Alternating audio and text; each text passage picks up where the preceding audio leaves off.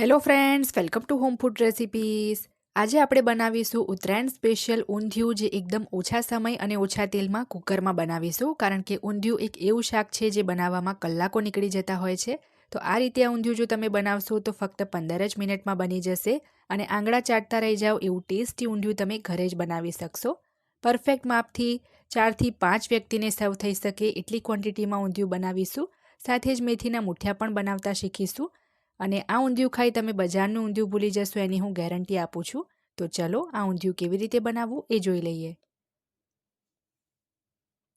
તો એના માટે સૌથી પહેલાં આપણે મેથીના મૂઠિયા બનાવીશું. તો એક બાઉલમાં 1 કપ જેટલી ધોઈને ઝીણી સમારેલી મેથી ઉમેરવાની છે. મેથીની એક્સ્ટ્રા દાંડી કાઢીને ધોઈને કપડા પર કોરી કરી ઝીણી સમારી લીધી છે. થોડા મેં લીલા ધાણા લીધા છે, એમાંથી 1-2 ટેબલ સ્પૂન અત્યારે એડ કર્યા છે. હવે મેં તાજા જ આદુ લસણ મરચાં વાટી લીધા છે, જેમાં 5 નંગ તીખા લીલા મરચાં, 1 ઇંચનો આદુનો ટુકડો અને 20 લસણની કળી લઈને મિક્સરમાં જ અધકચરી વાટી હતી. એમાંથી 1 ચમચી અત્યારે ઉમેર્યું છે. 2 ટેબલ સ્પૂન ઝીણું સમારેલું લીલું લસણ ઉમેર્યું છે. મસાલામાં 1 ચમચી ધાણા જીરું પાવડર, અડધી ચમચી જેટલી હળદર અને 1 ચમચી આપણે સફેદ તલ ઉમેરીશું. 1 ચમચી આપણે ખાંડ ઉમેરીશું. 1/4 ટીસ્પૂન એટલે કે 5 ચમચી હિંગ ઉમેરીશું. 2 ચપટી જેટલો ખાવાનો સોડા ઉમેરીશું. 1 ટેબલ સ્પૂન તેલ ઉમેરીશું. હવે આપણે એમાં 3 ટેબલ સ્પૂન જેટલું દહીં ઉમેરવાનું છે. દહીં જો ના હોય તો એની જગ્યાએ તમે અડધી ચમચી કે 1 ચમચી જેટલો લીંબુનો રસ ઉમેરી શકો છો. 1 ચમચી કાશ્મીરી લાલ મરચું ઉમેરીશું. પોણા કપ જેટલો ઘઉંનો જાડો લોટ ઉમેરીશું. જે આ રીતનો થોડો જાડો એટલે કે ઘઘરો લોટ આવે એ લેવાનો છે. અડધો કપ જેટલો એમાં આપણે બેસન ઉમેરીશું. બેસન અહીંયા ઘઘરો નથી લીધો, જે ભજીયાનું ખીરું બનાવવામાં નોર્મલ લીસતો બેસન વાપરીએ એ જ લીધો છે. હવે બધી જ વસ્તુને આપણે પહેલાં તો હાથથી મિક્સ કરી લઈએ. અને મીઠું છે આપણે હજી સુધી આમાં નથી ઉમેર્યું, તો પહેલાં આ રીતે મિક્સ કરી લઈએ. અને હવે 1 ચમચી જેટલું આપણે એમાં મીઠું ઉમેરી દઈએ. હવે આપણે થોડું થોડું કરીને આમાં પાણી ઉમેરીશું અને મીડિયમ આપણે લોટ બાંધવાનો છે. મીડિયમ એટલે એકદમ વધારે ઢીલો પણ નહીં અને એકદમ વધારે કઠણ પણ નહીં. તો અડધો કપ પાણી મેં એડ કર્યું છે. અને તમે જોઈ શકો છો આ રીતનો મીડિયમ લોટ મેં બાંધી લીધો છે. લોટ બંધાઈ જાય એટલે એના ઉપર 2-4 ટીપા તેલ ઉમેરીશું અને લોટને તેલવાળો કરીને એકવાર ફરીથી મસળી લઈશું. અને આપણે અહીંયા જાડો લોટ ઉમેર્યો છે એટલે 5-7 મિનિટ માટે લોટને રેસ્ટ પણ આપી દઈએ. તો લોટને રેસ્ટ મળે ત્યાં સુધીમાં આપણે શાકભાજી જોઈ લઈએ. તો અહીંયા 100 ગ્રામ જેટલી મેં સુરતી પાપડી લઈ લીધી છે સમારીને.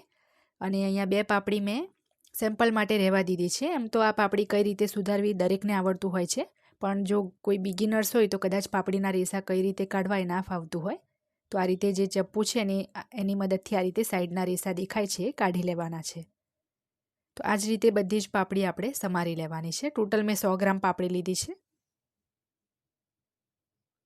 200 ગ્રામ જેટલું મેં રતાળું લીધું છે. રતાળુને ધોઈને છોલીને ફરીથી ધોઈ લેવાનું છે અને આ રીતના મોટા ટુકડા કરી લેવાના છે. 100 ગ્રામ સુરણ લીધું છે, એને પણ ધોઈને છોલીને મોટા ટુકડા કરી લીધા છે. હવે 70 ગ્રામ જેટલા અહીંયા મેં તુવરના દાણા લીધા છે. અડધો કપ જેટલા, ગ્રામમાં 50 ગ્રામ જેટલા તાજા લીલા વટાણા. 1 મીડિયમ સાઇઝનો 80 ગ્રામનો બટાકો છોલીને મોટા ટુકડા કરીને લીધા છે. 100 ગ્રામનું એક શક્કરિયું 1 મીડિયમ સાઇઝનું લઈને એને પણ મોટા ટુકડા કરી લીધા છે છોલ્યા પછી. 4 નંગ પાકા કીડા લીધા છે, જેને આ રીતના થોડા આગળ પાછળથી કટ કરી લેવાના છે. અને 4 નંગ જેટલા ગ્રામમાં 170 ગ્રામ જેટલા રીંગણ લીધા છે. જો આનાથી પણ નાની સાઇઝના તમને રીંગણ મળે તો એવા જ લેવા, પણ મને માર્કેટમાં એકદમ નાના રીંગણ ના મળ્યા એટલે મેં એ રીતના લીધા છે. 5થી 7 મિનિટ પછી લોટને એકવાર ફરીથી આપણે મસળી લેવાનો છે. અને હવે આપણે આમાંથી નાની નાની સાઇઝના લંબગોળ શેપના મૂઠિયા બનાવીશું. આ મૂઠિયાનો લોટ મેં વધારે બાંધ્યો છે, પણ આટલા બધા મૂઠિયા આપણે ઊંધિયામાં નથી નાખવાના. બસ આમાંથી 10-12 મૂઠિયા જ આપણે ઊંધિયામાં ઉમેરીશું.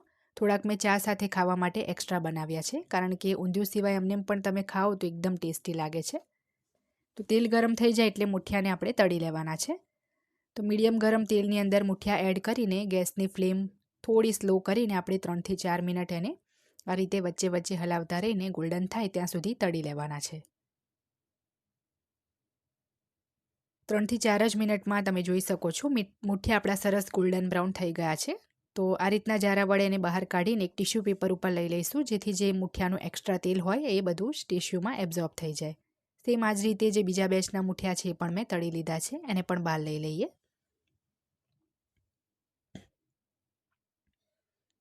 હવે એક બાઉલમાં આપણે પોણા કપ જેટલો શેકેલા સિંગદાણાનો પાવડર લેવાનો છે. સિંગદાણાને ધીમા તાપે શેકીને ઠંડા કરી છોતરા કાઢી મિક્સરમાં અધકચરો મેં પાવડર કરી લીધો છે.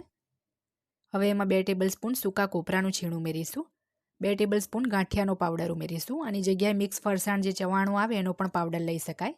2 ટેબલસ્પૂન કાશ્મીરી લાલ મરચું ઉમેરવાનું છે. 2 ચમચી એટલે કે 2 ટીસ્પૂન ધાણા જીરું પાવડર ઉમેરીશું. 1 ચમચી હળદર ઉમેરવાની છે. થોડા મસાલા આપણે અત્યારે આગળ પડતા જ ઉમેરીશું આમાં. 2 ટેબલસ્પૂન સુરતી જે ઊંધિયાનો મસાલો આવે એ ઉમેરીશું. 3 થી 4 ટેબલસ્પૂન લીલા ધાણા ઉમેરીશું. 1 ટેબલસ્પૂન ખાંડ ઉમેરી છે. 2 ટેબલસ્પૂન ઝીણું સમારેલું લીલું લસણ ઉમેરીશું. 1 ટેબલસ્પૂન સફેદ તલ ઉમેરીશું. સ્વાદ મુજબ 1 થી સવા ચમચી જેટલું મીઠું ઉમેરીશું. એક મીડિયમ સાઇઝના આપણે એમાં લીંબુનો રસ એડ કરી દઈશું. હવે એની અંદર આપણે 1 ટેબલસ્પૂન જેટલું તેલ ઉમેરીશું. હવે બધી જ વસ્તુને આપણે હાથથી સરસ મિક્સ કરી લઈએ. ભૂલથી પણ આ મસાલામાં તમારે પાણી નથી ઉમેરવાનું. જો જરૂર લાગે તો 1-2 ચમચી તેલ બીજું ઉમેરવું, પણ પાણી નથી ઉમેરવાનું. અને લીંબુનો રસ જ લેવાનો છે, આમચૂર નથી લેવાનો, તો તેલનું ઓછું જરૂર લાગશે. તો સરસ આપણો મસાલો તૈયાર થઈ ગયો છે. તો હવે આ મસાલામાંથી આપણે રીંગણ ભરીશું. તો રીંગણને ધોઈને આ રીતના જે સાઈડના પાન છે પહેલાં ચપ્પુથી કાપી લઈએ. ત્યારબાદ અડધી દાંડી કાપી લઈશું અને અડધી રહેવા દઈશું. હવે આ રીતના આપણે 4 ચીરા કરીને એની અંદર જે મસાલો બનાવ્યો છે એ ભરી દઈશું. એકદમ સરસ દબાવીને આ મસાલો ભરીશું અને આ જ રીતના બાકીના 3 રીંગણ પણ મેં ભરી લીધા છે. તો બધી જ તૈયારી આપણી થઈ ગઈ છે. હવે આપણે ફાઇનલી ઊંધિયું બનાવીશું. તો એના માટે એક કુકરમાં 1/3 કપ તેલ લેવાનું છે. 4 ટેબલસ્પૂન જેટલું મેં જે મુઠિયા તળ્યા હતા એ જ કઢાઈમાંથી તેલ કાઢીને લીધું છે. તેલ ગરમ થઈ જાય એટલે એમાં અડધી ચમચી જીરું, 1 ચમચી જેટલો અજમો અને અડધી ચમચી જેટલી રાઈ ઉમેરીશું. અડધી ચમચી જેટલી હિંગ ઉમેરવાની છે. હવે જે આદુ લસણ મરચાંનો મસાલો આપણે વાટ્યો હતો અને જે બાકી રહી ગયો હતો એ બધો જ આપણે આ સ્ટેજ ઉપર ઉમેરી દઈએ. હવે ધીમા તાપે આ મસાલાને 1 મિનિટ માટે સાંતળી લેવાનો છે, જેથી એમાં જે કચાશ હોય એ નીકળી જાય. 1 મિનિટ મસાલાને સાંતળ્યા પછી હવે તેમાં સુરતી પાપડી, તુવેરના દાણા, વટાણા, સૂરણ, શક્કરિયા, રતાળુ, બટાકા બધું જ એક સાથે ઉમેરી દઈશું.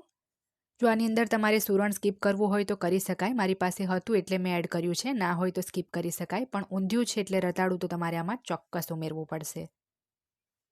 હવે 1 ચમચી જેટલું આપણે એમાં મીઠું ઉમેરી દઈએ અને બધું જ બરાબર મિક્સ કરવાનું છે. આ સ્ટેજ ઉપર મીઠું ચોક્કસ ઉમેરવાનું છે, નહીં તો તમારા ઊંધિયાનો જે સ્વાદ છે એકદમ મોળો આવશે. તો શરૂઆતમાં પાણી ઉમેર્યા વગર જ બસ ઉપર ડીશ ઢાંકીને 2 થી 3 મિનિટ આપણે તેલની અંદર જ આ રીતે થોડું એને ચડવા દઈએ. 2 થી 3 મિનિટ પછી ડીશ હટાવીને ફરીથી એકવાર આપણે આને મિક્સ કરી લઈએ. હવે આપણે જે રીંગણ ભર્યા હતા અને એનો જે મસાલો વધ્યો હતો એ બધો જ મસાલો આની ઉપર એડ કરવાનો છે. અને હવે આપણે જે કંઈ પણ ઉમેરીશું એમાંથી કંઈ પણ આપણે મિક્સ નથી કરવાનું. બધું આપણે લેયર વાઇઝ જ અરેન્જ કરીશું. તો હવે આપણે જે રીંગણ ભર્યા હતા એ પણ આના ઉપર મૂકી દઈએ આ રીતે. જે મુઠિયા તળ્યા હતા એમાંથી મેં અત્યારે 10 જેટલા મુઠિયા લીધા છે, એ પણ આ રીતે મૂકી દઈશું. જ્યાં જગ્યા દેખાય ત્યાં મુઠિયા મૂકી દેવાનું છે. અને બાકીના મુઠિયા ચા સાથે ખાવા માટે મેં રહેવા દીધા છે. કેચઅપ સાથે પણ એકદમ ટેસ્ટી લાગે છે. હવે બસ અડધા કપ જેટલું પાણી લઈને આપણે બધે આ રીતે ફેરવીને થોડું થોડું કરીને પાણી ઉમેરીશું. બધું એકસાથે જ પાણી નથી ઉમેરવી દેવાનું.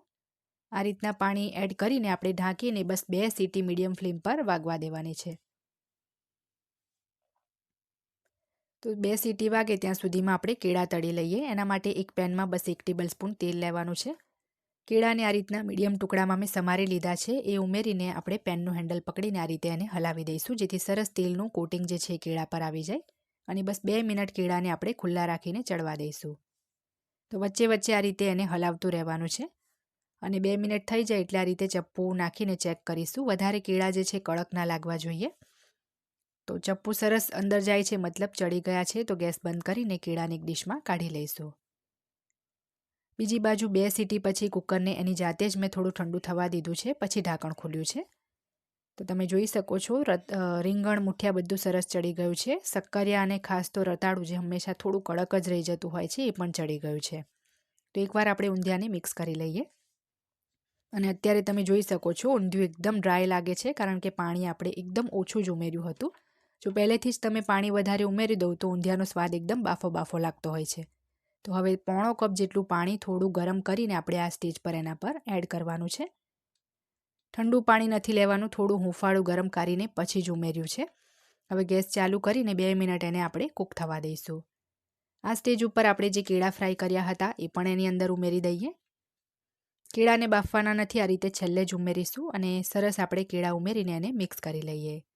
કેળા વગર તો ઊંધિયું ખાવાની બિલકુલ મજા જ નથી આવતી. સ્પેશિયલી મારી ડોટર તો જ્યારે પણ ઊંધિયું બનાવું તો કેળા શોધીને એની જ સાથે રોટલી ખાય છે. તો સરસ આપણું ઊંધિયું ઓછા તેલમાં બની ગયું છે. તો છેલ્લે થોડા લીલા ધાણા અને લીલું લસણ ઉમેર્યું છે. તો હવે આ ચટાકેદાર ઊંધિયું આપણે સર્વ કરી લઈએ. દર વર્ષે ગુજરાતમાં મકર સંક્રાંતિના દિવસે ઊંધિયું દરેકના ઘરે ખવાતું જ હોય છે. કોઈ રેડીમેડ લાવતું હોય છે તો કોઈ ઘરે બનાવતું હોય છે, પણ ઊંધિયું તો ઉત્તરાયણના દિવસે ખવાતું જ હોય છે. તો તમે પણ આ રેસીપીથી આ ઉત્તરાયણ ઉપર આ ઊંધિયાની રેસીપી ચોક્કસ ટ્રાય કરજો. રેસીપી જો ગમે તો ચેનલને સબસ્ક્રાઈબ કરી બેલ આઇકન દબાવવાનું બિલકુલ ના ભૂલતા.